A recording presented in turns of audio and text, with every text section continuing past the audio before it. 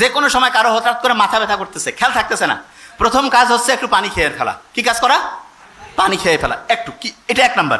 2 নাম্বারে যেটা, আমাদের ব্রেনটা কিন্তু অক্সিজেন দিয়ে চলে। কি দিয়া? অক্সিজেন। আমরা প্রতি মুহূর্তে অক্সিজেন নিচ্ছি।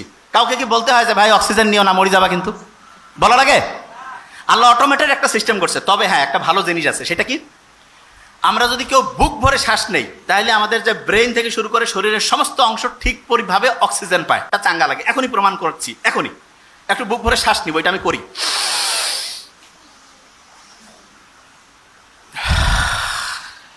নাক দিয়ে নেওয়া লাগবে কিন্তু, হ্যাঁ।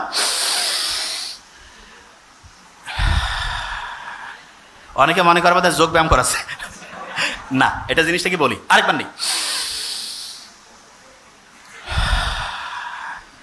আচ্ছা, ইসলামে দৌড় প্রতিযোগিতা, এটা ইসলাম খুব দৌড়কে উৎসাহিত করছে না? মোহাম্মদ সাল্লাল্লাহু আলাইহি ওয়াসাল্লাম দেখা যেত যে আয়েশা রাদিয়াল্লাহু তাআলা আনহার সাথে দৌড়াইতো মাঝে মধ্যে। দৌড়াইলে কিন্তু এরকম বেশি পরিমাণ শ্বাস প্রশ্বাস হয় এবং তখন আমাদের ব্রেন ঠিক পরিমাণ অক্সিজেন পায়।